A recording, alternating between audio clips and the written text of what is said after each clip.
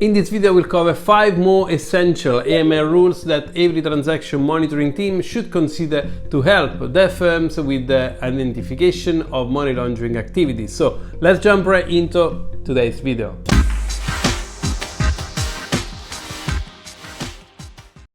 Hi and welcome to FinCrime Agent, my YouTube channel where every week I publish a new video to raise your awareness about anti-money laundering and financial crime prevention. As mentioned in the intro, today we will go through 5 more AML rules that I see as essential by most regulated institutions using an AML transaction monitoring system. This is a follow-up from my video that was published in November 2021 where I've presented my 10 AML rules that every transaction monitoring team should consider. So if you haven't watched that video yet, I highly recommend it as you can learn some good foundation about anti-money laundering transaction monitoring rules. Before jumping on the latest rules that I've listed for you, I think you probably want to know why in 2022 I still talk about AML rules when there are already artificial intelligence solutions out there on the market. And my answer is yes, some AML transaction monitoring solution provides black box products that leverage machine learning and artificial intelligence, and some are also doing a really good job at finding money launderings. Look, the arrival of strong artificial intelligence has been inevitable for decades. However, explaining what the black box behind the AI is doing still makes it very hard for analysts to justify their decisions to regulators. So, having a solid and efficient AML rules-based transaction monitoring system is still very much required, as it can often train the AI solution that perhaps is now running in parallel to a legacy system, and at the same time ensure all the standard requirements expected by regulators are still covered and that those are easy to review and to justify. Probably in a couple of years I will make a new video covering the best AML artificial intelligence tools, replacing altogether traditional rules-based system. And listen everybody, one day soon I'm going to tell you all about this. We are not there yet, so with that cleared, let's see which are the 5 additional AML rules that I suggest you to have in place. Tags-based AML rules. This method is using tags that further describe a transaction or an entity and is often used in combination with a minimum amount to avoid creating the so-called alert noise that is linked to smaller transactions.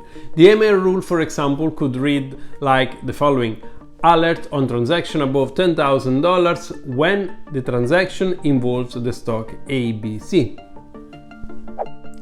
Concealing source of funds via DEX and tokens. This AML rule should be applied to detect when a party is transferring money to a decentralized exchanges and then transfer it back afterward.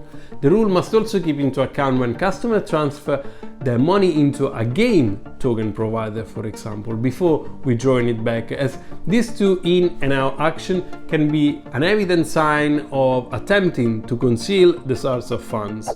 Before covering the third rule of today, if you are finding interesting the content from my video, remember to subscribe and press the thumb up to help this video spread more on YouTube. So thanks for doing that. Rapid movement of funds.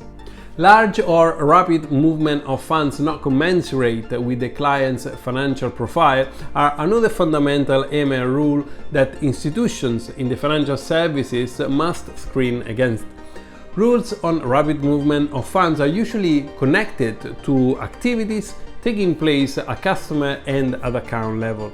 The example on the screen is showing how those could take place, so dedicated AML rules should be written in your AML-TM system to identify rapid movement of funds activities. Detection of funnel accounts.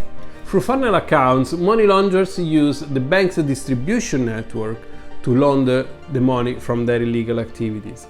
Money mules deposit illegal cash at many locations to then cash out funds from another region.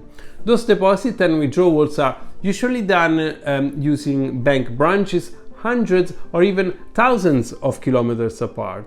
Fraudsters involved in those operations usually access funnel accounts and complete their illegal operation very quickly, maintaining also the transaction volume below AML reporting limits to avoid detection. Monitor customers and accounts.